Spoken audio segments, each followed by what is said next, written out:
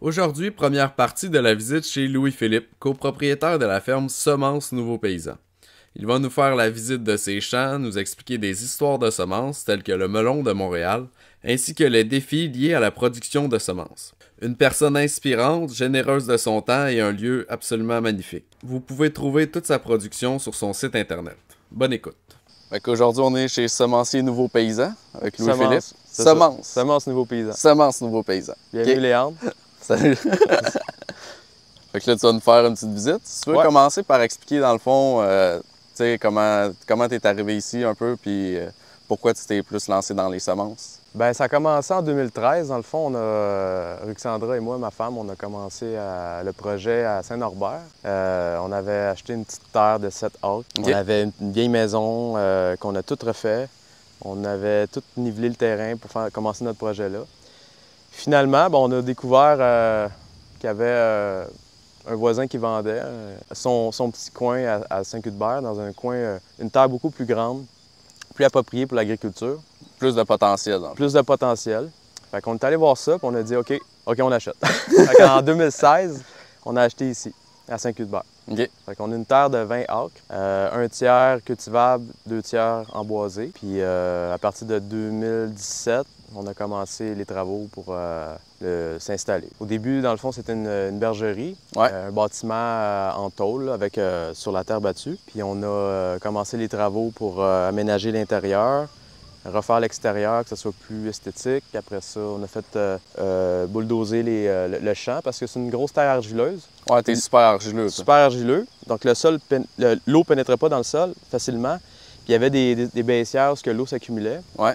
Fait qu'on on a formé nos jardins. On a 6 jardins avec un bon écoulement de surface en dos d'âne, comme on dit. Là. On cultive environ une cinquantaine de sortes de légumes là, depuis 2017. On a mis du compost, on a fait des engrais verts, on a commencé aussi à faire aussi des aménagements fleuris, mettre des haies brise-vent, on a mis plein d'arbres fruitiers, de la vigne, pour avoir vraiment un écosystème là, selon les grands principes de la permaculture, mais on s'entend. On y va avec modestie, là.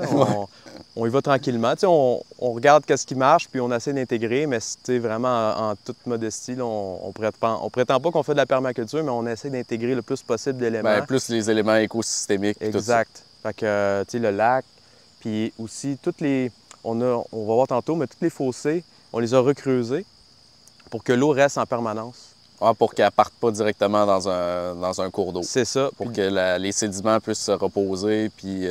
C'est ça, exactement. Puis l'eau s'accumule, donc là, ça amène beaucoup de... toutes sortes de... Des grenouilles. Des crapauds, des couleuvres. On a des rainettes, on a des salamandres, on a toutes sortes de... Vraiment un éventail là, de biodiversité. Puis je crois que ça paraît parce que, à part le fameux dorifort, bébite à patate, puis la chrysomèle, on n'a pas de problème, presque pas de problème. OK. Fait qu'à date, ça va bien, on se croise les doigts. Peut-être dans le futur, ça va changer, là. Mais c'est ça. Fait qu'on travaille le sol minimalement. On a un petit tracteur avec un petit rotoculteur, mais on travaille juste quelques centimètres. En surface, oui. C'est ça, juste pour avoir une petite mie où on peut travailler puis transplanter, mais...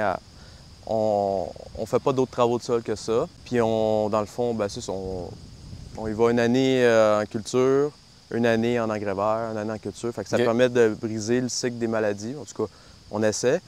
Puis aussi, il y a toujours des semences qui tombent au sol. Hein. Les semences qui partent au vent ou qu'on n'a pas eu le temps de ramasser tombent au sol. Puis l'année d'après, ça pousse. Fait que souvent, il y a des laitues, il y a toutes sortes de trucs qui servent à pousser spontanément.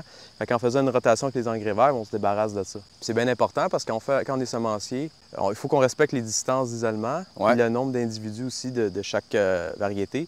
Fait que si on a spontanément une laitue qui pousse, qui fleurit, bien, elle peut contaminer les autres ou... puis ça va avoir un impact sur ta qualité de semence dans le fond. Tout à fait. Ils peuvent être comme hybridés, si on veut, c'est ça? Oui, on peut perdre la lignée et la pureté variétale.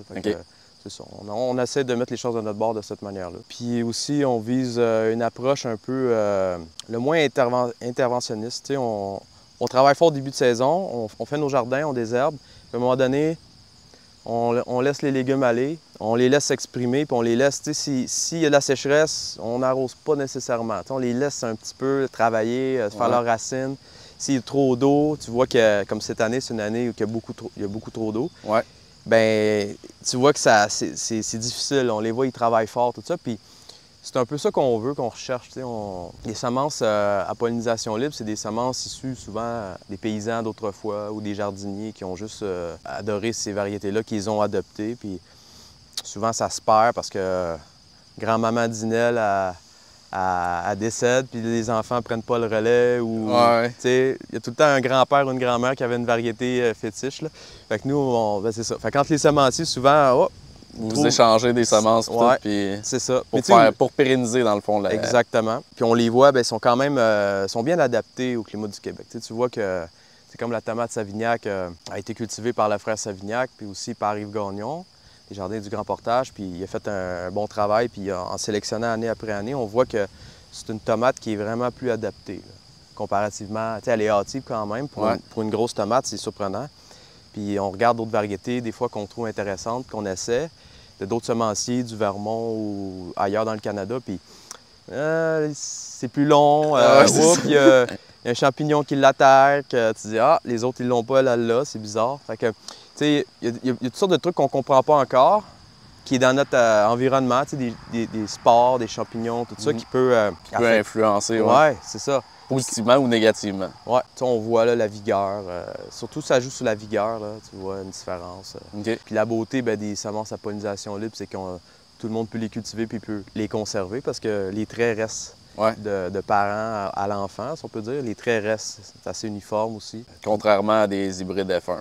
Des hybrides F1 que c'est cultivé en Inde, en Chine, pas pantoute le même climat que nous, puis que c'est des grandes industries, puis que dans le fond, oui, ça va peut-être te donner des bons résultats cette année-là, mais l'année d'après, tu peux pas conserver les semences. Si tu peux pas les récupérer, c'est fini. Non, après ça, tu vas aller... Bien, en fait, tu peux récupérer les semences, tu peux les semer, en majorité, ils vont germer facilement, c'est pas ça le problème, mais c'est que les traits seront pas du tout les mêmes. Ça va aller chercher les traits des grands-parents. Fait que, cette vigueur de l'hybride, quand on croise deux lignées consanguines, il y a une vigueur de l'hybride, ce qui est bon pour cette génération-là, mais si on conserve les semences, ben on va aller chercher des traits consanguins des deux parents d'avant. Des fois, ça marche bien, pareil. Il y a des gens qui déshybrident des hybrides, mais des fois, ça marche pas bien. Donc, c'est un coup de dé. C'est ça. Puis souvent, comme j'ai dit, c'est pas des semences qui ont été cultivées pendant des générations ici, donc moins adapté au climat, aux nuits fraîches, des choses comme ça. OK. Fait que, on peut commencer à faire le tour. Ben juste la preuve que tu es dans une zone très argileuse, ton lac, t'as juste creusé, c'est ça? Hein? C'est ça. Il y a pas... Je pense qu'on a eu une roche dans toute cette... on a trouvé un caillou, une roche dans tout ça. C'est vraiment un gros fudge. On est comme sur un gros gâteau au chocolat avec une grosse couche de fudge. Il y a vraiment... C'est moelleux, c'est juste de la glace. Mais l'argile pour les semences, c'est bon parce que il y a beaucoup d'oligo-éléments. Les oligo-éléments, c'est bon pour former l'embryon des semences. Fait que là, t'as deux petits doigts? Ben oui, j'ai... Quelqu'un qui t'a donné ça, je pense? J'ai un ami qui est passé qui m'a donné deux belles oies. Ils sont très heureuses ici. Ouais. Fait que c'est ça, on a dans le fond... Ça, c'est pour notre simple plaisir. Là. On s'est fait un petit vignoble. On a planté toutes sortes de pommiers, de pruniers, de poiriers. Plus pour ton autosuffisance aussi, parce que tu as quand même un objectif de produire une partie de ta nourriture. C'est ça, exactement. Pour les bienfaits de la santé que ça apporte, manger des petits fruits. Juste pour la passion, le fun, le plaisir, partager aussi. Parce que, tu sais, l'abondance dans la société, si on peut dire, on pourrait dire, sans tomber dans les clichés, là, mais capitaliste et tout ça, tu sais, quand on reçoit ton salaire, tu n'as pas nécessairement le goût de le partager avec le voisin. Non. Parce que tu as travaillé fort pour ça. Pas grand monde qui partage de l'argent. Non. Mais quand tu as un jardin puis que tu as une abondance de fruits puis tu as le goût de partager, c'est ça qui est beau là-dedans. Ouais, puis ça fait du lien social. C'est ça. Fait que ça, c'est vraiment bien pour ça. Puis dans le fond, quand on a acheté, la première chose qu'on a fait, c'est installer la serre. On a une serre de 25 par 125 pieds, qui est vraiment essentielle pour démarrer... Tous tes plants? Tous les plants en début de saison, mais on chauffe juste une petite partie. Puis pour l'instant, on chauffe avec un propane, mais éventuellement, ça va être 100% au bois. OK. Puis nous, on a du bois limité. Puis vu que le bois, ben, ça fait partie du cycle du carbone, si c'est bien brûlé, c'est carboneutre, on pourrait dire. Ouais. C'est beaucoup mieux que brûler des énergies fossiles. Mais on en consomme très peu. Fait que ça c'est bien. Puis par rapport à au jardin qu'on a, ben, je veux pas ça. Je crois que le cycle du carbone chez nous, il est. Ouais, d'après moi, tu dois être pas loin d'être carboneutre. Je pense que ça. Je pense pas que tu as à t'inquiéter de ça. Non, c'est ça.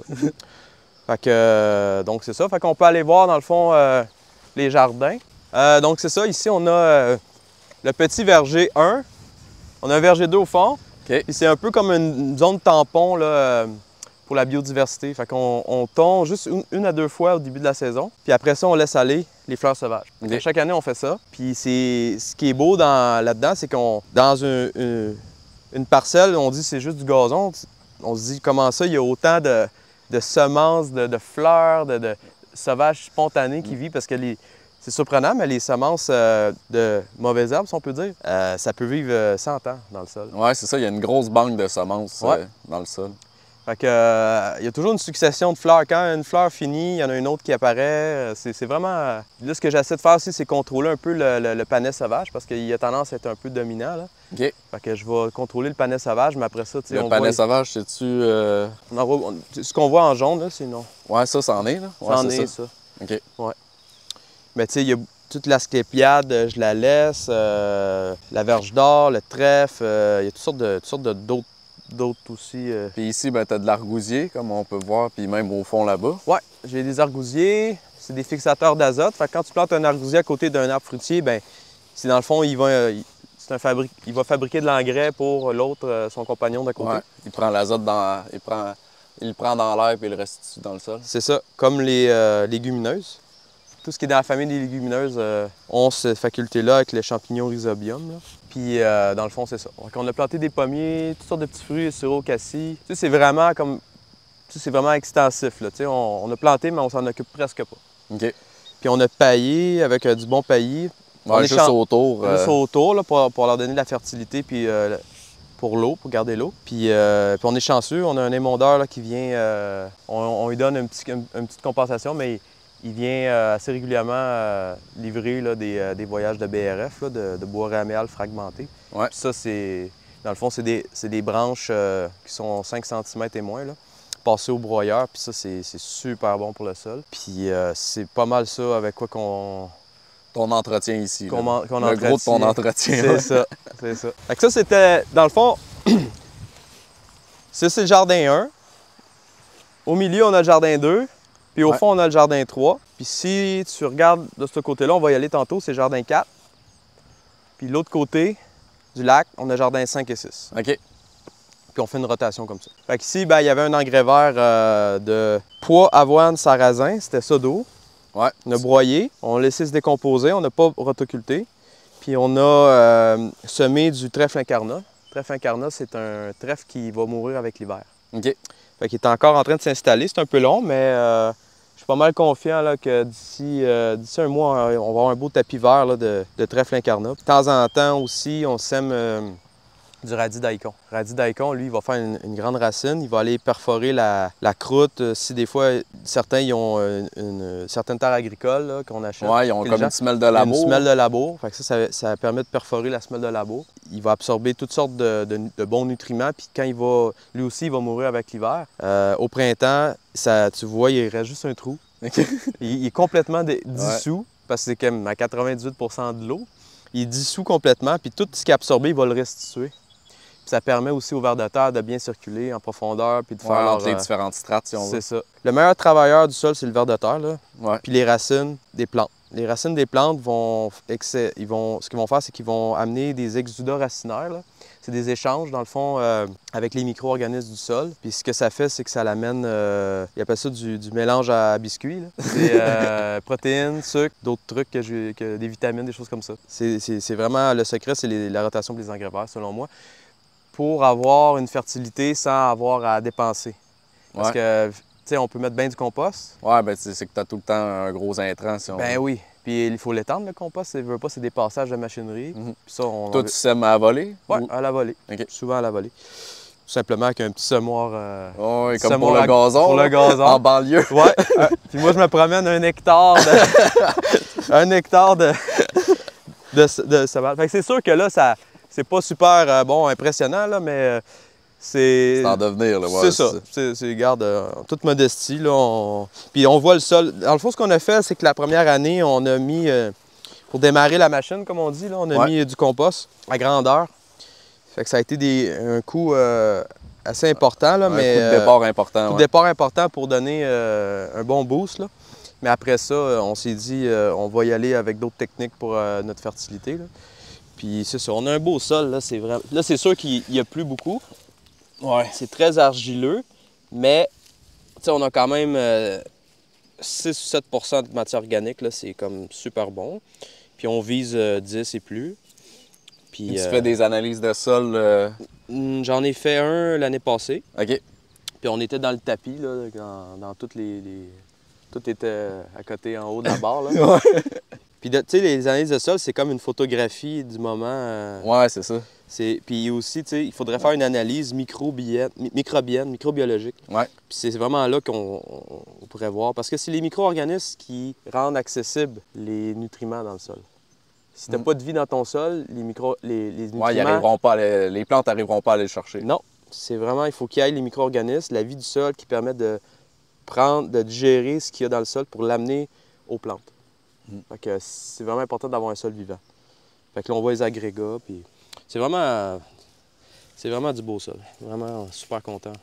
Ça vient avec les défis. Ça prend un bon nivelage de surface parce que s'il pleut beaucoup, ben ça vient vite compacter anaérobique. Puis les plantes, quand il n'y a pas d'oxygène dans le sol, les plantes détestent, puis les racines pourries, c'est vraiment pas bon. Tu veux un sol bien aéré.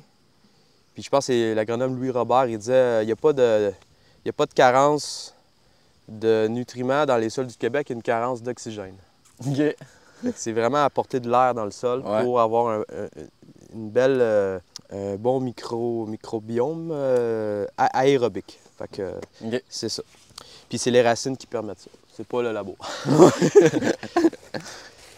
Je suis content, le trèfle commence à s'installer. Il reste des résidus d'avoine. Ouais, trèfle incarnat. OK. Il vient à peu près comment d'eau? Ben, il peut venir ça d'eau. OK. Puis il fait des belles petites cocottes rouges. Ça, il y en a une ici. Ça, c'est celle-là? Ouais, ça, c'est du trèfle que j'avais semé en même temps au début de la saison. Puis je m'étais dit que quand j'allais broyer l'avoine, le pois et le sarrasin, que le trèfle allait tout de suite prendre le dessus, mais ça n'a pas fonctionné. J'étais obligé de faire un sur-semis, comme on dit. Okay. Mais certains ont survécu, puis ça fait des belles cocottes comme ça. C'est vraiment beau parce que un champ là, de trèfle incarnat, ça l'amène plein de pollinisateurs. Ah ouais, ça doit être débile. C'est un buffet pour les abeilles. C'est carrément... Puis ce qui est le fun, bien, semer au bon moment, il va pas grainer, comme on dit. Puis il va pas survivre à l'hiver. Fait qu'au printemps... Ouais, fait que t'as pas de travail de fauchage, rien, tu laisses juste ça aller. Puis ça a amené l'azote dans ton sol pour la culture suivante. Puis même affaire pour l'avoine. Je pense que ça meurt avec l'hiver. Par contre, j'ai jamais essayé, mais j'ai toujours fait ça en engrais vert de printemps, mais je serais curieux de voir si cette avoine-là va survivre à l'hiver. D'après moi, non. Puis le daikon aussi, ça meurt avec l'hiver. Le sarrasin aussi, s'il ne graine pas, il va mourir. Avec un gel, il meurt. Fait que, tu sais, souvent... C'est juste le semer au bon moment, donc. C'est ça. Fait que tu laisses la nature faire. Faut que tu l'aides, mais tu laisses faire. C'est ça. C'est important de bien planifier. Ouais, c'est ça. Nous, dans le fond, on s'est beaucoup inspiré de Jean-Martin Fortier au départ. Puis c'est lui qui a été pas mal notre source de motivation principale pour démarrer. J'ai fait des études en génie mécanique, puis j'ai gradué. Puis quand j'ai terminé, j'ai dit « OK, je vais être fermier. » Je savais pas exactement quoi. Fait que j'ai tombé sur le livre de Jean-Martin. Ça m'a super gros inspiré. La ferme ici, elle est beaucoup basée sur le modèle bio-intensif, avec des rangées des rangs de 30 pouces avec 100 pieds de longueur. On s'est beaucoup inspiré de ça. Puis au début, on était alignés pour faire des légumes. Ouais. Des légumes... Ben, le même modèle, dans le fond. C'est ça, bio-intensif, des fermiers de famille, tout ça. Puis dans le fond, ce qu'on a fait, c'est qu'on a travaillé beaucoup dans nos jobs pour monter la ferme. Puis on faisait les deux pendant 7 ans de temps. Ouais, pour investir dans ton projet. Moi, je m'étais dit, je veux pas de pression financière. Moi, je veux une ferme clé en main. Ouais, c'est ça. Que ça soit payé, qu'au moins il te reste juste comme à... C'est ça. Fait que quand je vais finir, quand je vais lâcher mon emploi, je vais pouvoir avoir une ferme puis pas avoir de pression financière. Le moins possible. Parce qu'il y en a toujours. Là. Puis, parce que c'est ça qui tue les petites fermes. C'est l'endettement. C'est l'endettement, puis le stress, la pression. Puis nous, j'en voulais plus de pression. Là. On n'en veut pas de pression. Il n'y a personne qui veut de la pression. Non, c'est ça. ça quand tu arrives pour faire tes rêves puis tu as de la pression, ça tue tes rêves. Ouais. Fait que pourquoi? T'sais? Pourquoi on fait ça, dans le fond? Ouais. Fait que ce qui est important, c'est de toujours garder la passion. Puis pour garder la passion, il faut que tu sois zen. Là. Tu peux pas être stressé par-dessus la tête. Puis on voit beaucoup de petites fermes, malheureusement, qui... Ouais, des fermes qui ferment. Qui ferment. Puis qui sont brûlées, les gens sont à bout, puis sont... Parce que c'est toute ta vie qui est... une ferme, c'est toute ta vie. C'est pas juste une entreprise que tu mets la clé dans la porte, puis on fait faillite, on efface. Là. La ferme, c'est ta famille, c'est ton milieu de vie, c'est toute ton âme que tu as investi, c'est tellement personnalisé, c'est chez vous. Oui, chaque ferme est ultra personnalisée. C'est ça. C'est une partie de ton identité. Exact. C'est comme une toile de peintre, mais à plat, que tu dessines. C'est un lieu créatif. Puis c'est tellement comme personnel, puis que quand tu fermes ça, quand tu n'es pas capable d'en vivre, c'est hyper prenant, puis il y a beaucoup de gens qui font des dépressions, puis tout ça, puis ça, on est très sensible à ça. Puis nous, on a décidé que non, on n'en veut pas de pression, puis on veut faire une belle entreprise, puis être heureux, puis qu'on puisse avoir du temps de libre. Fait que l'aspect financier est important, mais c'est surtout avoir un équilibre là-dedans. Ouais, c'est ça. C'est l'équilibre le secret dans tout. Ouais. Fait que dans le fond, c'est ça. Là, on essaie d'intégrer, parce qu'ici, il y a un problème, c'est le vent. C'est un beau problème parce que le vent permet d'assécher puis d'enlever les maladies fongiques. Ouais. Mais trop de vent, c'est pas mieux non plus. Puis il y a beaucoup de journées où il y a vraiment beaucoup trop de vent. Puis quand tu arrives, tu attends pour récolter les semences, tu te dis « Ah, c'est bientôt le jour. » Puis là, c'est le jour de récolter les semences, puis il se met à venter en dessous. Ça fait pas, là. Ça marche pas. Fait que là, dans le fond... dans tes parcelles, tu as même des petits brise-vents de pommiers, c'est ça? C'est ça. Puis dans le fond, on a fait ça cette année. On a planté 200 pommiers cette année qu'on a démarré de semences. Fait que chaque jardin, on a 6 jardins. Chaque jardin fait 100 pieds par 200. Puis on les a séparés en 4. OK. Pour avoir des petits couloirs de culture. Ça va être bon. On espère que ça va briser le vent. Puis qu'on va avoir... Ça va avoir une incidence, c'est clair. Une incidence. On veut juste ralentir le vent. Ouais. On veut pas le couper complètement. On veut le ralentir. Fait que c'est ça la stratégie. Fait que, dans le fond, c'est ça. On peut voir Ouais, ton dos d'âne, comme le tu dos disais, d'âne, comme on dit. Là. Fait que ça permet d'écouler vers les allées. Puis tes allées ici sont juste un peu incurvées, puis ça va... Ils sont incurvés, puis il y a un drain. OK, t'as un drain aussi. Ouais, fait que l'eau s'accumule, tombe dans le drain, puis ça s'en va dans les fossés. Ça s'en va dans le fossé qui est là. Le fossé qui est là, qui est toujours plein d'eau. Puis le fossé, ben, il coule, il s'en va jusqu'à la rivière, l'autre bord de la rue. OK. Ouais. Puis de l'autre côté, ça coule, ça s'en va dans le lac. Okay. Fait que notre lac se remplit avec l'eau. Ouais, tout le temps. C'est ça. Puis le lac, c'est l'endroit le plus bas de la terre. Fait qu'à chaque fois qu'il pleut, le lac se remplit automatiquement. OK. Ouais, il y a eu un gros travail de gestion de l'eau là, en amont exact. Quand tu as réfléchi ta ferme. Là. Beaucoup de passages à pied pour essayer de ressentir le lieu le plus possible. Fait que là, on est en fin de saison, ou du moins au début de la fin de la saison. Ouais, on est en ce moment, on est le début à août à peu près. C'est ça. Mais nous, on démarre très tôt nos cultures pour se mettre les chances de notre côté pour arriver à terme pour les semences. Ouais. Fait qu'ici, on voit les concombres. On est le 8 août, puis les concombres sont déjà en train d'être sénescents. Ouais, c'est ça, c'est la sénescence. C'est la sénescence. C'est le bon terme. OK, on voit ça, Ça, c'est pas un concombre à manger. Ça, non, c'est concombre Tantalis. C'est un concombre patrimonial. Là. OK. C'est super bon concombre qui peut être mangé frais, mais qui aussi qui est bon pour faire des cornichons. C'est quoi sa grosseur normale avant la sénescence à peu près? OK. Idéalement, il faut le cueillir à cette longueur-là. Ouais. Donc là, il est comme au double, même. Ouais, là, il est vraiment au stade comme une courge. Ouais. Fait que là, on va attendre là, jusqu'à probablement fin septembre, début octobre. Jusqu'à temps qu'il devienne... celui-là, il est pourri. Là, lui, on peut l'enlever. Ça arrive. Puis juste temps qu'ils deviennent comme des grosses ballons d'eau, là, super mous, dégueulasses. Après ça, on s'installe, on les coupe en deux. Avec une cuillère, on extrait les semences.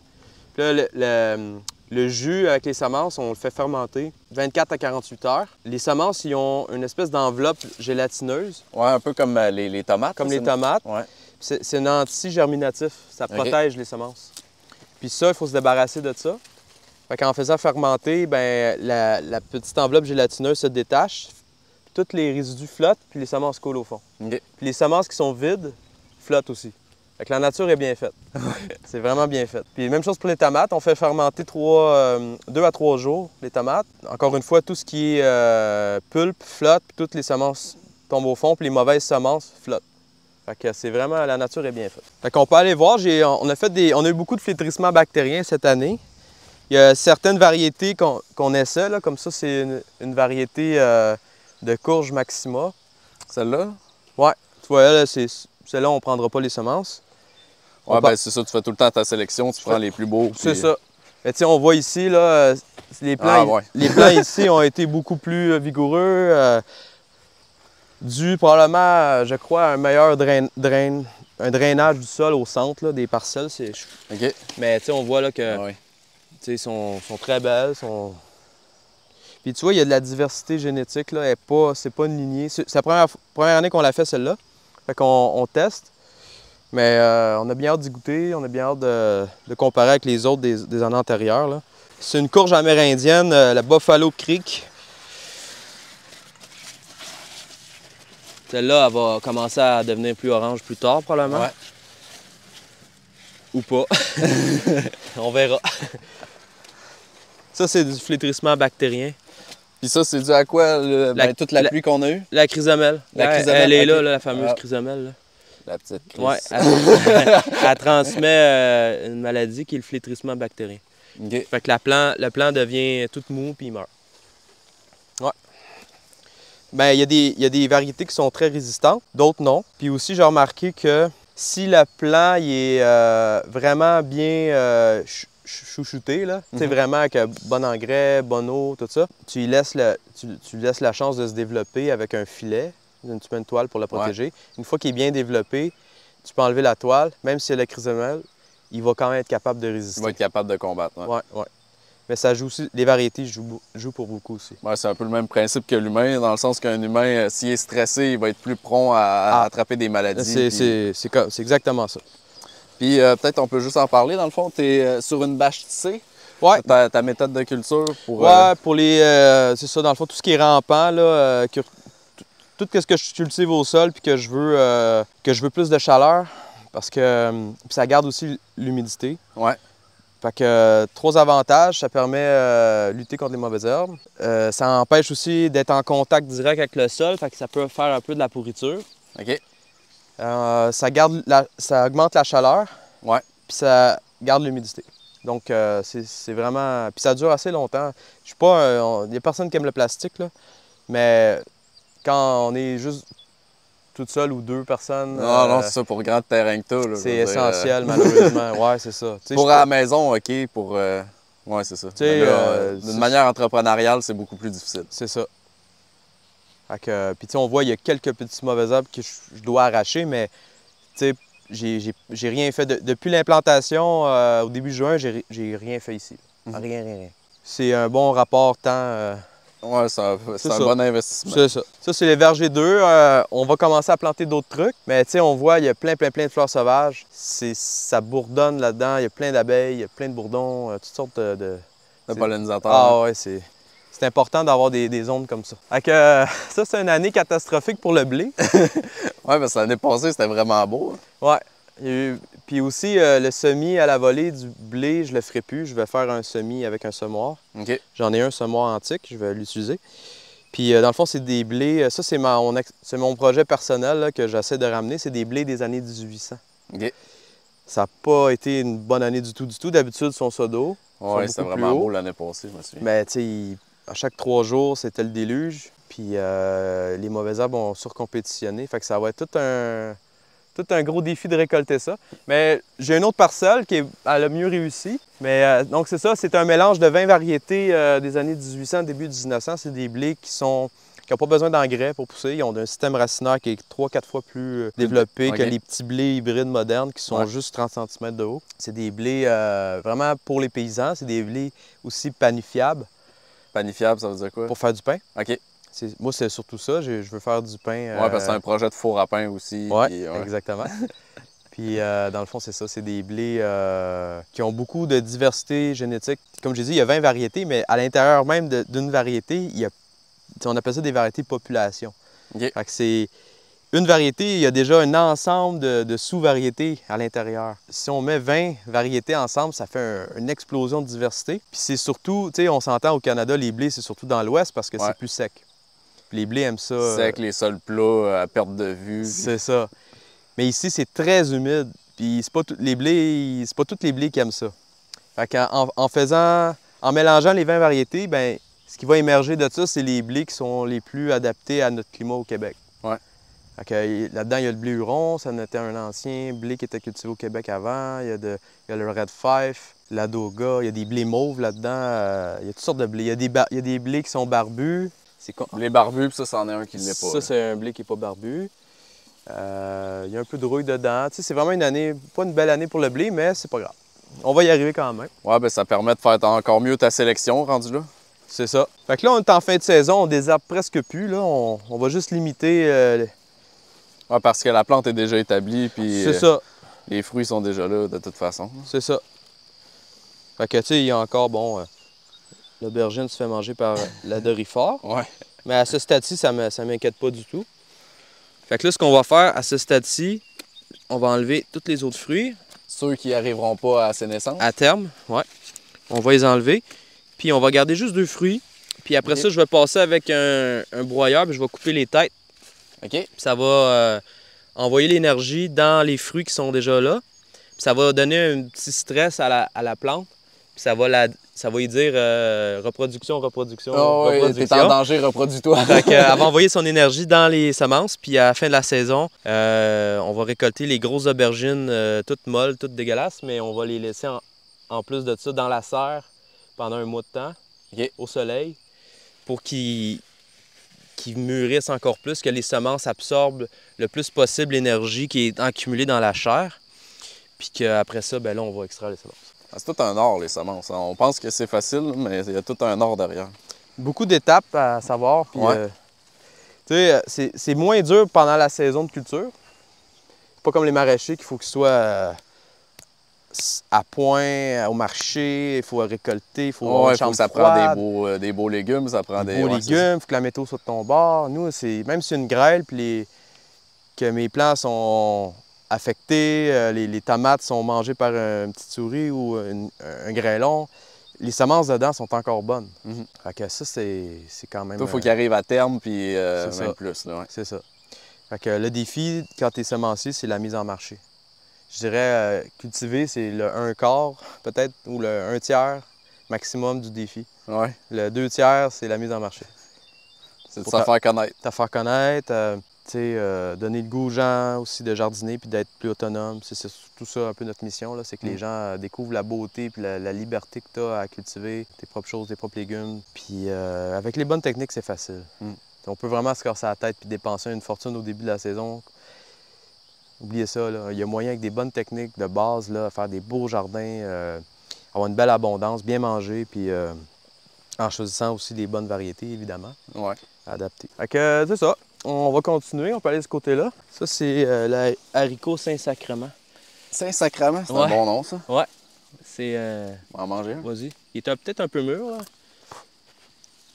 Peut-être lui, il est plus tendre. Non, il est bon. Ouais. Vraiment bon. Moi, j'aime ça des haricots.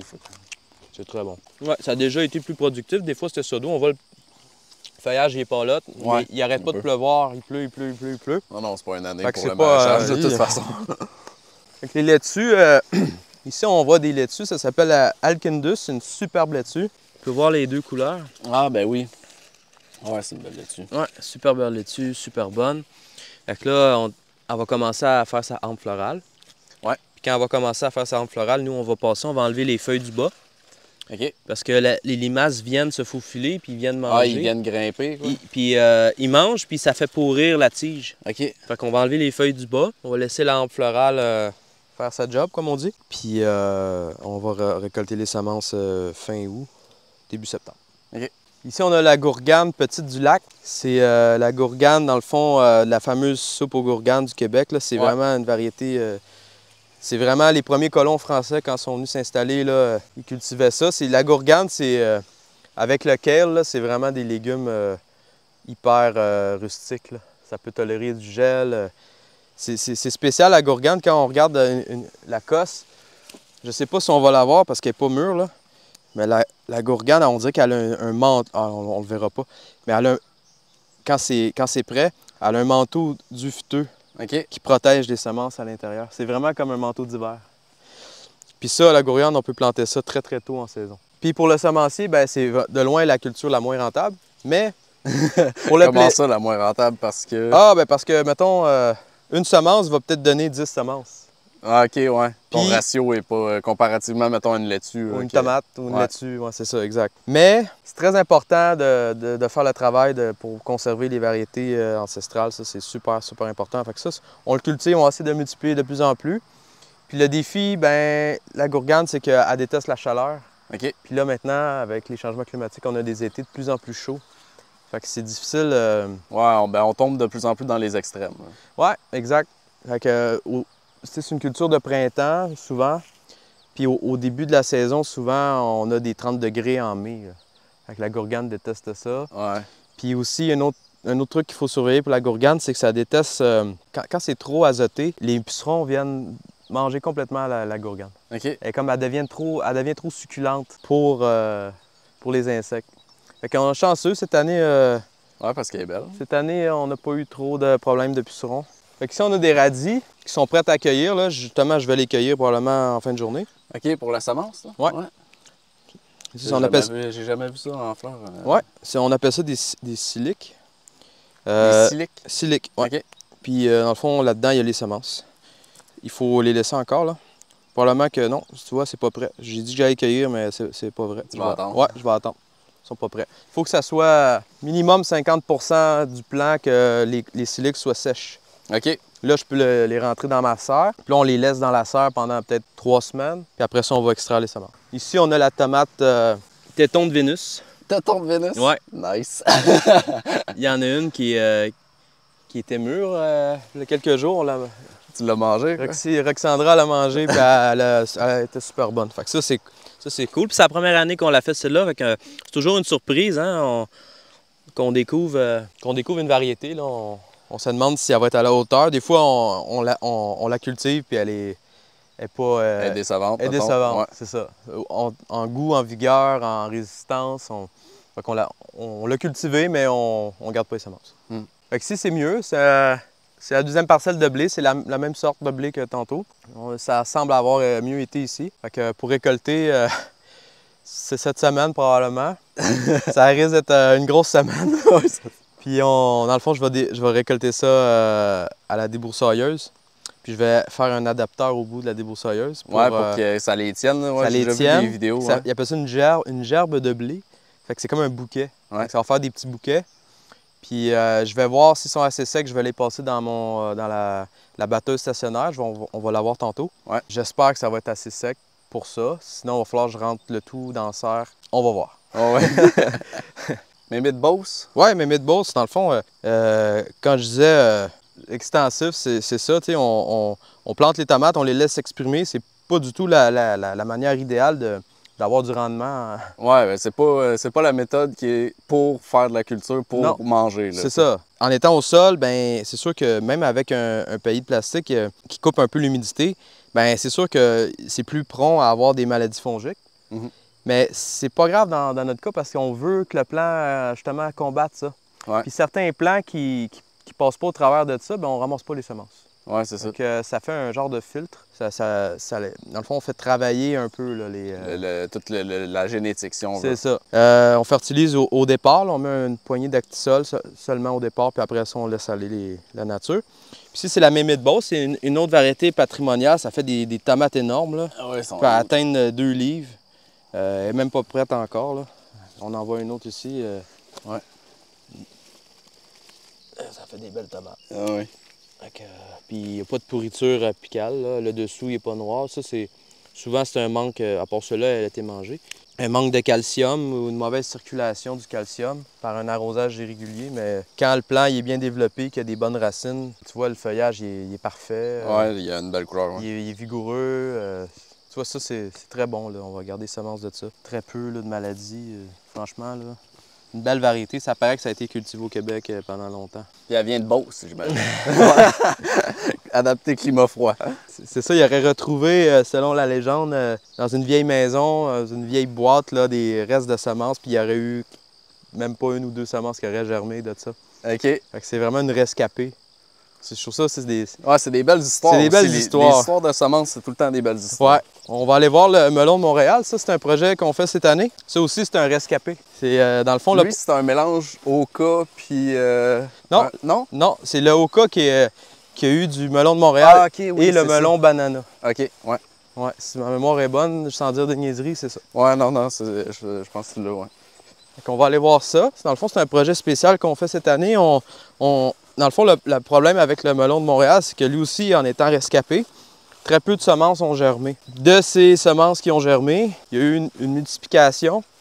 Ce que ça a fait, c'est c'est un peu consanguin. C'est comme partir la population du Canada avec deux individus. Adam et Ève. Adam et Ève. Fait que c'est sûr, ça fait exploser les possibilités des ancêtres. En gros, c'est ça. Sans tomber dans la complexité de la génétique. Là. Ouais. Puis je peux pas dire que je suis pas biologiste, rien. Là. J'ai pas étudié là-dedans. Mais c'est... en gros, c'est ça. Fait que, on va aller voir ça. Après ça, on reviendra voir ce qui pousse ici. Là, dans le fond, le problème du melon de Montréal, c'est que il est censé avoir une bonne taille, d'être gros. Il est censé d'être sucré, puis d'avoir un goût de muscade. Ça, selon la légende, c'est ça. C'était en majorité la famille Descaries, aujourd'hui le boulevard Descaries, là, qui cultivait le fameux melon de Montréal. C'est pour ceux qui ne connaissent pas, une tranche de ce melon-là pouvait coûter 1,50 $ dans les années 20 à New York. Ah ouais, il y avait des compagnies spécialisées dans le transport du melon de Montréal pour acheminer ce melon-là à Boston, New York, Chicago, ces coins-là. Écoute, à cheval. À cheval quand même. Puis c'est ça. Fait que c'est vraiment... Il y a une belle histoire derrière ça. Puis nous, dans le fond, le problème, c'est que il y a peut-être juste 10 % qui goûtent sucré. Ouais, qui correspond à tous les critères qui ont... C'est ça. Puis même peut-être 1 à 5 % qui correspond à tous les critères en termes de grosseur. Parce qu'il y a des photos, là, tu vois le melon, là, il pouvait être gros comme ça. Tabarouette, OK. Ouais. On voit, il y a des petites photos. Il y a des photos, il y a un petit enfant là, qui est environ, on va dire, je sais pas, 4-5 ans. Ça, il est à peu près cette taille-là, il tient le melon comme ça. Fait que, les melons pouvaient, je sais pas exactement, là, mais c'était plusieurs dizaines de livres là, qui pouvaient peser chaque. Mais ça, oui, il y a l'aspect génétique, mais il y a aussi les conditions culturelles. Il était tourné 3 fois par jour. C'était vraiment, il y avait des couches chaudes qu'il appelait, là. Ils mettaient aussi des cadres pour faire comme un petit effet de serre. Puis le sol était extrêmement fertile. Là. Il devait y avoir du fumier de cheval. Ça devait être à plein. Là, à full. Donc c'est ça.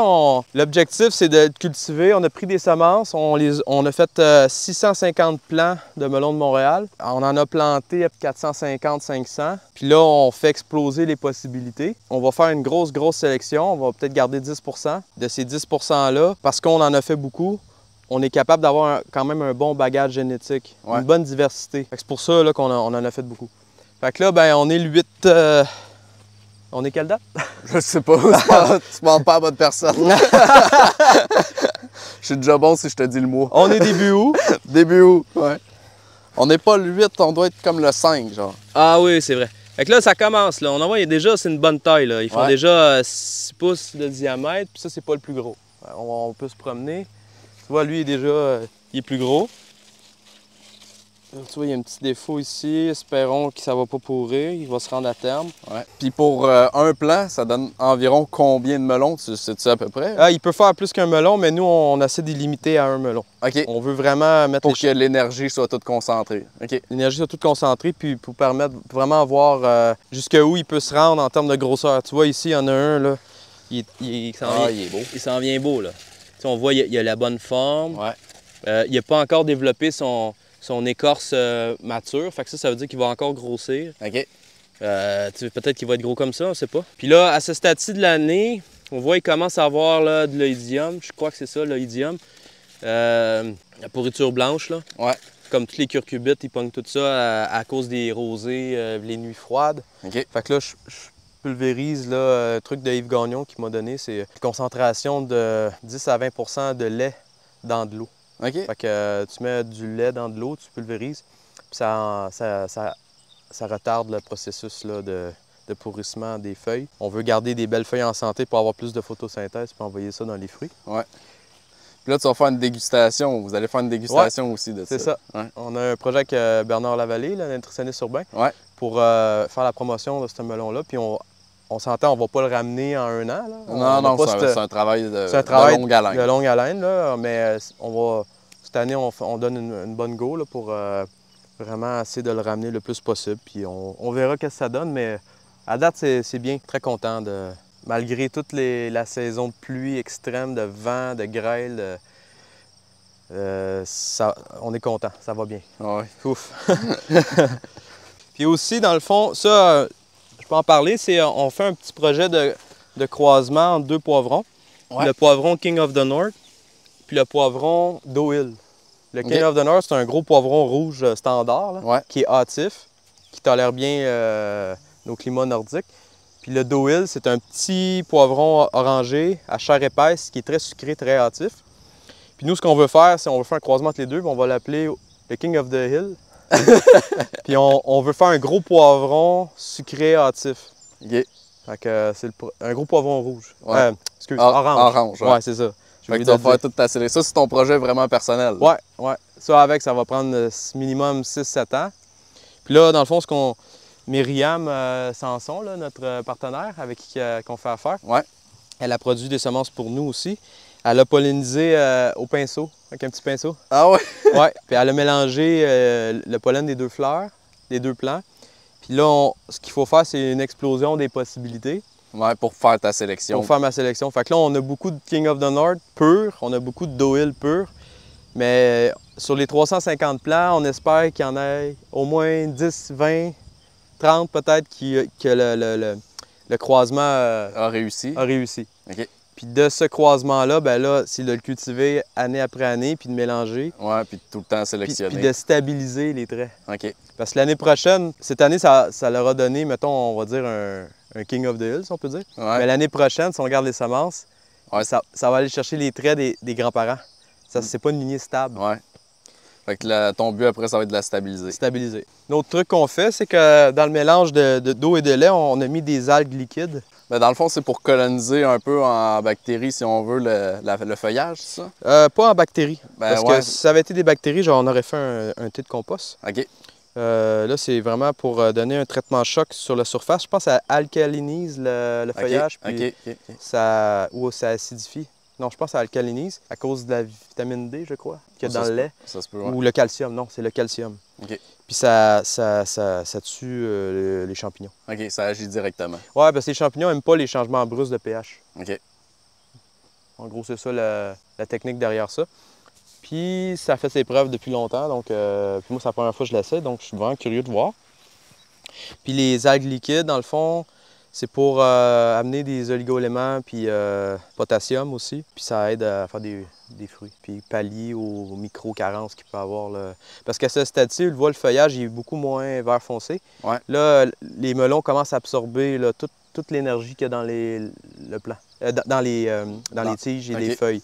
Fait que là, il retire sa propre énergie dans le fond, puis il la concentre vers ses fruits. Il la concentre dans les fruits. Les plantes, c'est ça. Hein, que ce soit le blé, il va attirer toute il termine en fin de vie à retirer tout son... Okay. Ouais, dans la nature, c'est comme ça. Les patates, c'est quoi une patate? C'est une accumulation d'énergie solaire dans un... Ben, c'est pareil les fruits, c'est pareil... c'est comme toutes des accumulations d'énergie solaire qui a été transformée en chlorophylle, puis en sucre, puis en toutes sortes de trucs qu'il y a dans la plante. Puis après ça, c'est absorbé dans le fruit, c'est concentré. Mm-hmm. Puis c'est tout pour enrober la semence. Si on regarde le règne végétal, souvent, les fruits, c'est quoi un fruit? Pourquoi c'est bon un fruit? C'est parce que l'animal ou l'oiseau, peu importe, il va aller consommer, il faut que ça soit attrayant. Tu sais, une fleur, pourquoi c'est beau? C'est pour que l'insecte vienne, ou le fruit, pourquoi il est bon? C'est parce que tu veux le consommer. Pour disperser les semences. Pour disperser les semences. C'est comme ça que les plantes sont wise, là, comme on dit. Ouais. Sont intelligentes. C'est comme ça qu'ils vont... C'est comme ça qu'ils vendent leur stock. Oui, c'est ça. C'est même qu'ils vont explorer des terres inconnues. C'est parce qu'ils sont délicieux, qu'ils sont sucrés, qu'ils sont bons. Ouais. C'est vraiment... Quand on y pense, là, c'est très intelligent. Tu vois, lui, c'est un melon Montréal parfait. Là. Au niveau de la forme? Oui, la forme, même il y a les lobes. À part la grosseur, là, il serait censé être beaucoup plus gros. Mais c'est vraiment comme ça. Ça, c'est un melon de Montréal typique. Tu vois, il y a différences génétiques. Là. On en voit un petit peu plus vert foncé. Probablement qu'on ne conservera pas les semences de celui-là. C'est sûr qu'il y a eu de la pollinisation croisée, mais on fait tellement une grande sélection que... Ouais, puis tu as cultivé uniquement cette variété de melon-là. Puis c'est pas mauvais non plus, peut-être, je dis ça, mais c'est peut-être pas mauvais non plus qu'il y ait un peu de diversité là, dans cette lignée-là. C'est un melon, probablement, c'est un autre melon de Montréal, parce qu'il y avait 4 familles qui le cultivaient. Okay. Chaque famille avait son petit... probablement sa lignée c'est ça, familiale. Un peu sa franchise, si on veut. Ouais, c'est ça. Peut-être. Fait que c'est ça. Puis c'est des variétés qui ont... C'est une variété qui a été rescapée dans une banque de semences aux États-Unis. Ah ouais, même pas ici au Québec? Même pas au Québec. Fait que, puis de ces semences-là, à ce qui paraît, ils auraient été cultivés une année pour renouveler le stock de semences, puis peut-être que ce serait mélangé ou quoi que ce soit. Il y en a qui pensent qu'il y aurait eu peut-être une mauvaise... peut-être qu'il aurait fait plusieurs il y aurait eu des erreurs. Oui, des erreurs possibles. Fait que, tu sais, c'est vraiment un rescapé, là. C'est vraiment là, le... Ben, vous êtes en train de le rescaper pour de vrai. Là. Ben, humblement. On essaie humblement de le faire. On n'est pas une station de recherche, mais l'important... Avec les moyens paysans. C'est ça. Puis, de toute façon, au bout de la ligne, c'est de le cultiver le plus important. Parce que conserver des semences dans des congélateurs, le Svalbard, là, des trucs comme ça, c'est comme un bunker souterrain. En Norvège, En Norvège. C'est pas comme ça. Les variétés, c'est vivant, puis ça a besoin d'être cultivé pour toujours s'acclimater. Fait que c'est pas en conservant pendant des décennies. Non, c'est pas un lingot d'or que tu mets dans... Non. La meilleure façon de conserver des semences, c'est de les cultiver année après année. Fait que ça, c'est la cœur de bœuf. C'est une belle variété de la Société des plantes, là, une autre entreprise semencière au Québec. Ils sont à Kamouraska, ça se peut-tu? Oui, je pense que oui. Ouais. Je les ai jamais rencontrés, mais j'aimerais bien ça bientôt. Mais c'est ça serait comme la vraie cœur de bœuf. Je la trouve super belle et super vigoureuse. Vraiment, des belles tomates, sont grosses, puis on s'entend, on s'en occupe pas. Oui, c'est extensif, comme tu dis. C'est ça, on les laisse aller. C'est loin d'être idéal comme condition. Puis tu sais, il y en a des belles, là, c'est vraiment... En tout cas, moi, comme ils disent, c'est la vraie cœur de bœuf. Je les crois. Oh, oui, la forme est vraiment... Ah oui, super belle. C'est vraiment comme un cœur. Un cœur, pas fini de grossir, puis elle n'est pas mûre encore, celle-là. C'est beau. Ensuite de ça, on a les laitues Buttercrunch. Les autres sont plus avancés. Peut-être à cause de la toile, justement, cet effet, là, c'est plus chaud. Ça garde l'humidité. Ça, c'est bientôt, ça s'en vient là, ça va faire les fleurs, puis après ça va faire comme des petits plumeaux. Puis ça, on voit un peu le même principe, t'as enlevé des feuilles? Oui, j'ai enlevé les feuilles de la base pour empêcher la pourriture, puis que les limaces viennent manger, puis fait que j'ai enlevé les feuilles. Puis ça crée un petit stress aussi au plant, fait que ça le force à monter en graines, comme on dit. Ouais. Puis c'est ça, quand ça va être prêt, quand il va y avoir environ 50% des fleurs, des petits plumeaux, dans le fond, qui commencent à sortir issus des fleurs, on va couper le plant. Des fois, je l'arrache, je garde les racines. Ensuite de ça, j'amène ça dans la serre. Je mets ça à plat sur une table. Okay. On les laisse terminer leur cycle. Ils vont finir d'absorber toute l'énergie de la tige. Puis là, les plumeaux, ça va devenir complètement en petits plumeaux, prêts à partir au vent. Ouais. Puis après ça, on secoue dans une poubelle, dans un gros container. Ouais. Puis là, on secoue ça, puis on brasse dans une certaine manière avec un ventilateur. Fait que là, les petits plumeaux partent au vent, puis les semences restent au fond. Okay. Puis ensuite de ça, c'est une série de tamis. Ouais, pour vraiment arriver au produit fini. Passer au ventilateur.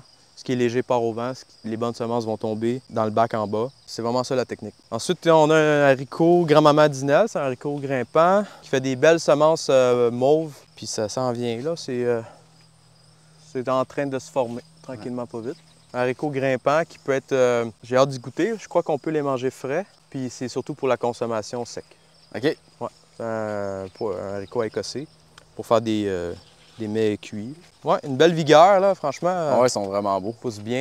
Le feuillage est un peu pâle, mais ça va. Ça va y aller quand même. Après ça, on a des petits tournesols. Puis ici, dans le fond, tu sais, t'as un arche, c'est une serre. C'est pourquoi... Ouais, ben j'ai une toile, dans le fond. Ouais. J'ai juste pas mis. Je l'ai pas installé encore. OK. Mais j'aurais pu l'installer, mais cette année, j'ai décidé que j'allais pas la mettre cette année. Ben, je pense que tu m'avais déjà parlé que c'était pour futur des carottes, ça se peut-tu? Ouais, j'ai fait des carottes ici, mais à cause du vent, le couvert de neige n'était pas assez épais. OK. Fait que le gel a rentré trop en profondeur, puis les carottes qui étaient là, ils ont pas survécu, malheureusement. Ce que je vais faire, parce que le défi de semencer, c'est surtout de faire des bisannuels.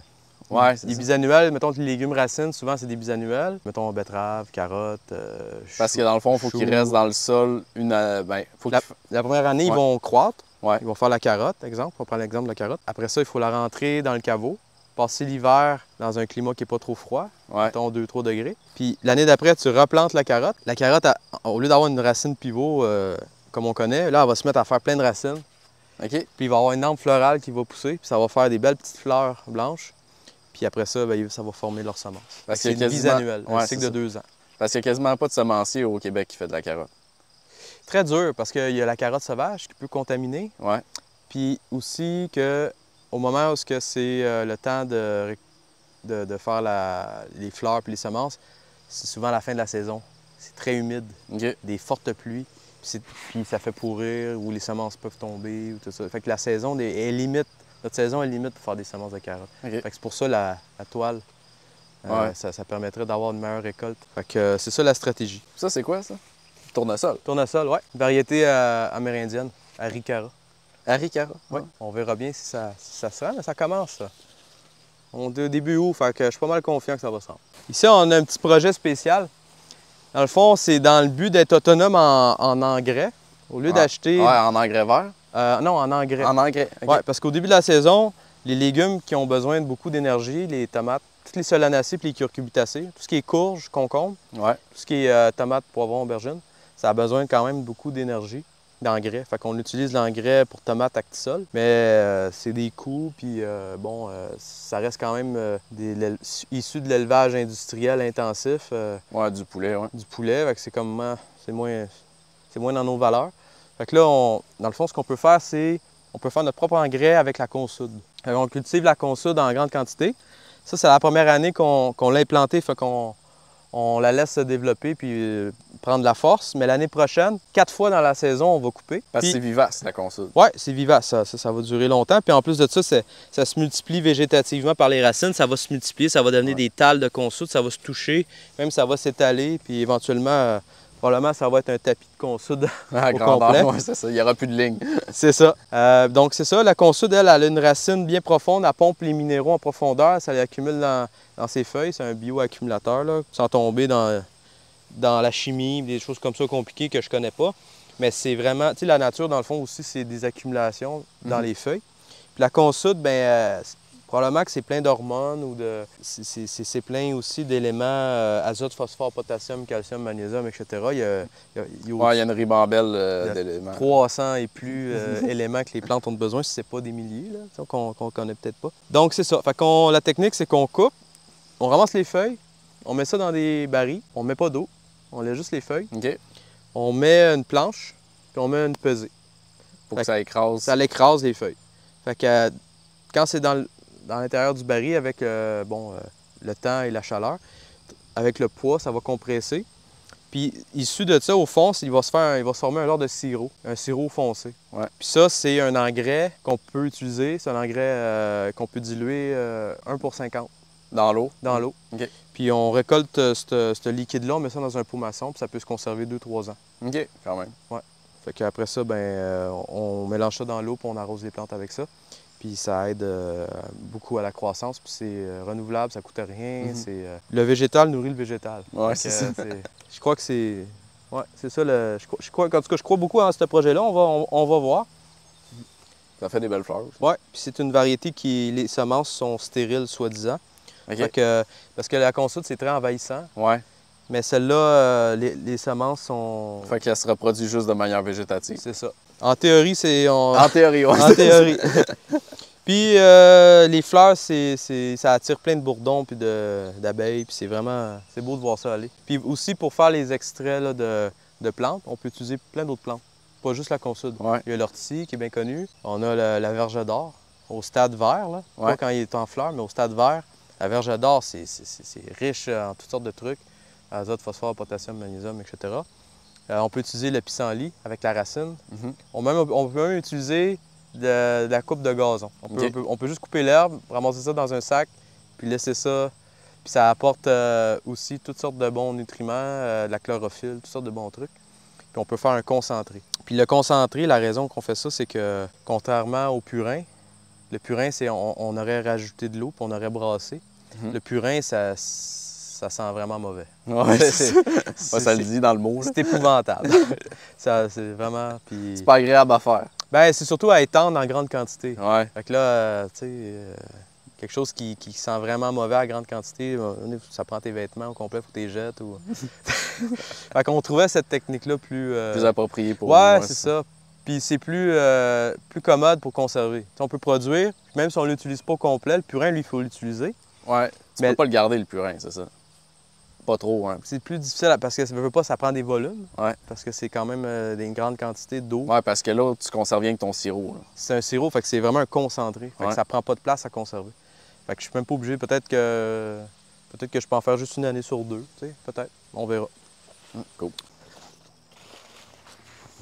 Fait qu'ici, on est ça, c'est dans le fond, c'est des courgettes, des zucchini, comme on dit. Ouais.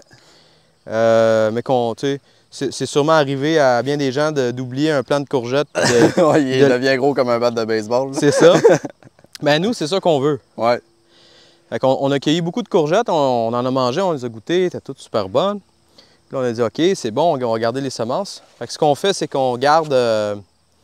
on devrait garder, idéalement, seulement comme ça. Ça, c'est quelques fruits.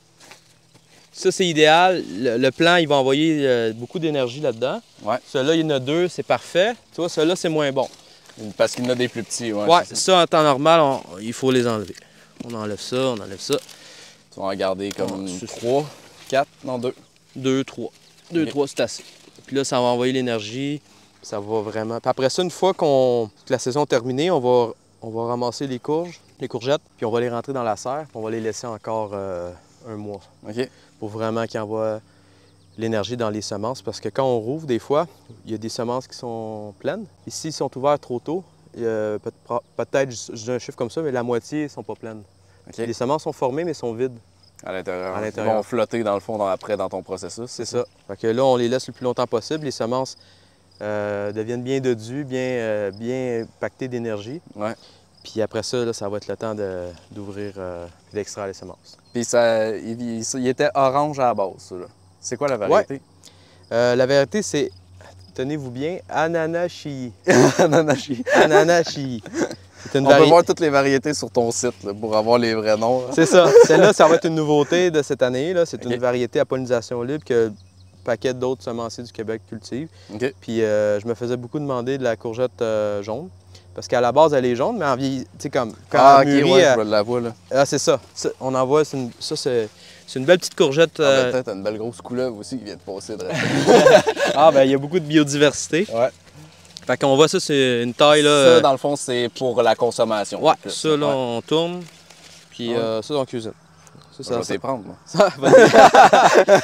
Puis ça, on les... dans mes poches. Puis aussi, cette variété-là fait beaucoup de fleurs femelles, donc puis elle fait des fleurs mâles, bien sûr, aussi. Mais elle a beaucoup de fleurs femelles, fait qu'on peut même manger la fleur? La fleur, oui. On peut la badigeonner puis la faire frire là, dans l'huile, c'est super bon. Puis ça fait beaucoup de fleurs femelles, donc à la base de la fleur, elle a une petite, je crois qu'elle appelle ça le placenta. C'est une mini courgette, mais cette mini courgette-là, elle est quand même bien développée, fait qu'on peut la consommer. Fait qu'on peut avoir plein de mini courgettes non pollinisées qu'on peut consommer.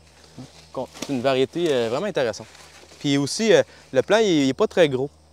Ouais, il prend pas trop de place au Non, jardin. il n'est pas très gros parce qu'on a fait des variétés avant ça. On a fait la Costata Romanesco ou la Cocoselle di Napoli. C'est des variétés italiennes. Ils sont le double, le triple de grosseur. 4-5 pieds de large par 4 pieds de haut, c'est des monstres. Fait que pour un jardin, c'est parfait aussi. Ouais. Quelqu'un qui n'a pas beaucoup d'espace. Ouais. Là, je désherbe là, en même temps. C'est devinez qu'est-ce qu'on a cultivé l'année passée ici. Des tomates cerises? Tomate- Non, comment... Tomatillo. Ouais, tomatillo. Ouais. Ah oui, c'est vrai, tomatillo. Ouais. Mais ça m'inquiète pas, là. À ce stade-ci, ils vont pas faire leur semence. Ah ouais. Ça pousse vite, c'est effrayant. Je viens de le remarquer tellement que, tu sais, c'était probablement ça d'eau, puis en quelques jours, c'est devenu... c'est vraiment, en tout cas. Fait que c'est pour ça qu'il faut faire des rotations, parce que sinon, on est envahi des anciennes semences. anciennes semences qui tombent. Puis il en tombe toujours, donc... Ah oui, c'est sûr. Fait qu'ici, c'est des oignons. J'ai cultivé en paquet de 3 ou 4. Ouais, ça, c'est un peu comme Jean-Martin, ça, Ouais, je pense. technique Jean-Martin style. Ça va bien. Pas trop de maladies. Commence à envoyer l'énergie dans le bulbe. Rouge de Florence, ma mémoire est bonne. Un oignon plus conservation ou un oignon... Ouais, supposément. Un petit oignon rouge, il est pas doux, il est standard. Ouais. Ça veut dire qu'il a une bonne force, mais c'est ça, pollinisation libre. Parce qu'il y a beaucoup de F1, là, de semences hybrides d'oignons. Ouais. Puis les variétés, c'est très dur de faire des semences d'oignons. C'est des bisannuels. Fait que, on va cultiver l'oignon cette année. On va les conserver. Puis l'année prochaine, on va replanter l'oignon. Il va probablement prendre un petit peu de grosseur. Puis à un moment donné, il va faire sa hampe florale. Après ça, il faut qu'il soit pollinisé. Ce qui est un défi, ça a l'air que les oignons, il faut qu'ils soient pollinisés par des abeilles domestiques. Ah ouais? L'abeille sauvage. Mais pas efficace pour... Non, pour l'oignon. OK. C'est spécial, c'est ce que j'ai entendu dire. Je ne l'ai pas prouvé scientifiquement moi-même, mais c'est ce que j'ai entendu dire. Dans le fond, suite à ça, ben là, ça va faire, ça va faire les petites semences qui sont contenues dans des petites poches de 3 à 4 graines. Je pense que c'est 3 graines par... Puis c'est hyper sensible à toutes sortes d'insectes, puis tu sais, veux pas s'il pleut, s'il vente, ça peut tomber au sol. Ouais, ça peut casser aussi. La hampe florale, il faut qu'elle soit maintenue avec un bâton ou attachée ensemble en bouquet. Ça peut casser à cause du vent. Puis là, ça prend 2 ans. Puis suite à ça, la semence se conserve un an et demi à peu près. Ouais. Ça te prend autant de temps à faire qu'à se conserve. La première année, il va y avoir des bons taux de germination. Puis la deuxième année, ça commence... Ça tombe drastiquement. Ça tombe drastiquement. La troisième sont plus bonnes. Ben, en fait, même la deuxième année, moi, je ne peux plus les vendre. Là. C'est juste une année. Okay. Fait que c'est pour ça que, selon moi, les variétés ancestrales disparaissent pour les variétés hybrides, que c'est des grandes industries qui cultivent. Ouais. C'est un peu dommage, parce qu'il y a plein de belles variétés d'oignons qui se perdent. Fait que c'est ça. Tu sais, contrairement aux tomates, les tomates, c'est super facile, tout le monde en fait. Ouais, puis ça se garde longtemps, les semences. Ça se garde 7, 8, 10 ans et plus. C'est congelé encore plus. Puis les tomates, ben tout le monde en fait. L'extraction est super facile. Dans l'année, ça produit des semences. Ça n'a pas besoin d'attendre 2 ans. Ouais, tu peux manger en plus le fruit puis récolter la semence. La semence. Puis une tomate donne peut-être 200, 300 semences. Ouais. Fait que c'est un ratio. C'est un no-brainer. C'est ça, exactement. Avec l'oignon, c'est vraiment, c'est ça. Ça fait partie l'oignon, c'est un challenge. Du défi des bisannuels. Un méchant challenge. Donc, c'est ça. Ici, on a le maïs Gaspé. Le maïs, comme là, on voit, il n'y a pas 200 plants. Parce que, qu'est-ce qui est important avec le maïs? C'est une pollinisation par le vent. C'est anémogame. Pollinisation par le vent. Ouais. Anémogame. Ça a besoin de minimum 200 individus pour conserver un bagage génétique sain. OK. Fait qu'en bas de ça, c'est pas bon. Il va perdre, il va avoir des lignées consanguines, puis il va avoir... il va avoir une variabilité. Ouais. Donc, ça, c'est la variété Gaspé. Ça serait le maïs des Micmacs. Quand Jacques Cartier serait débarqué, il aurait vu du maïs, puis ça aurait été le maïs des Micmacs. Est-ce que c'est vraiment celui-là? Je sais pas. Mais on le cultive pareil. Puis celui-là, c'est pas pour vendre, c'est pour multiplier. Puis l'année prochaine, je vais acheter des semences Gaspé de d'autres semenciers. Je vais mélanger ça à ça. Jusqu'à temps que j'aille au moins 200 à 300 plantes de maïs. Puis là, si je vois qu'il y a une stabilité... génétique qui s'installe. Ouais, parce que là, on peut voir qu'il y a beaucoup de variables. Tu sais, on voit celui-là, puis on voit celui-là. Il est bien formé, puis l'autre à côté. Ouais, puis c'est un maïs nain, puis c'est un maïs à popcorn. OK. Ou à faire de la farine. Fait que je sais pas si on peut les voir là. Ah, Tu vois. Ah ouais, ben. Ouais, il est beau, hein? Ouais, il est beau. Chaque grain est un grain de pollen, fait que lui a été bien pollinisé, Ouais. comme on peut voir. Fait que là, ce que je vais faire, c'est que je vais sûrement les récolter toutes. Je vais arracher le plant au complet, je vais le rentrer dedans. Parce que je me fais tout le temps manger par les ratons laveurs. Ouais, c'est ça. Les ratons, ils savent. Ils attendent, puis quand il est prêt... Quand tu te dis demain je récolte, tu penses qu'ils sont passés en dans deux la nuit jours, juste avant. En 2 jours, ils viennent. C'est fini. Ah, ouais. Ils savent. Ouais, j'en ai semé chez nous, puis j'ai fait OK, ça va me prendre la clôture. Ça prend une clôture électrique. Et là, je l'utilise pour mes petits poulets. Tu sais, comme on voit ici, là, tu sais, Ouais. c'est vraiment variable. Ah, Regarde, lui, il est rouge, mais ça, c'est... j'ai déjà cultivé... Celui-là, je ne le conserverai pas. Mais quand ça vient rouge comme ça, je trouve que, j'ai remarqué, c'est un trop plein d'engrais. OK. J'ai déjà rajouté du fumier de poule, puis ils sont tous devenus rouges. Ils n'ont pas aimé. Ils n'ont pas aimé du tout. Fait que, donc c'est ça. Fait que, ça c'est dans la catégorie expérimentation. C'est des projets à long terme. Mais ça, c'est ça. C'est une curiosité, mais j'aimais l'histoire, puis je trouve que c'est ça, c'est important. On n'a pas comment on dit, on se prend pas pour des sauveurs, là, mais on met l'épaule à la roue, mettons. Ouais, c'est ça. Et aussi, comme tu as dit en début de vidéo, ben, c'est que t'as pas trop de pression financière, fait que tu peux te permettre de faire des tests, puis d'expérimenter, puis de prendre plaisir là-dedans. C'est ça, parce qu'on s'entend, les semenciers, c'est beaucoup les tomates qui est payant, les laitues, les courgettes, les concombres. La majorité des ventes, c'est ça. Ouais. Le maïs, c'est très peu de ventes. Les courges, c'est très peu de ventes parce que c'est juste une question d'espace. Puis aussi, c'est plus dur à faire. Hein? C'est pas tout le monde qui aime ça se lancer dans des trucs compliqués quand ils n'ont pas beaucoup d'espace. L'espace est important. Quand tu as une petite cour, tu veux que ce que tu plantes chez vous te donne de quoi. Je comprends ça 100 Ouais, tu commences pas à mettre du maïs sur un terrain de 5000 pieds carrés. Non. Actuellement, non. Non, c'est ça.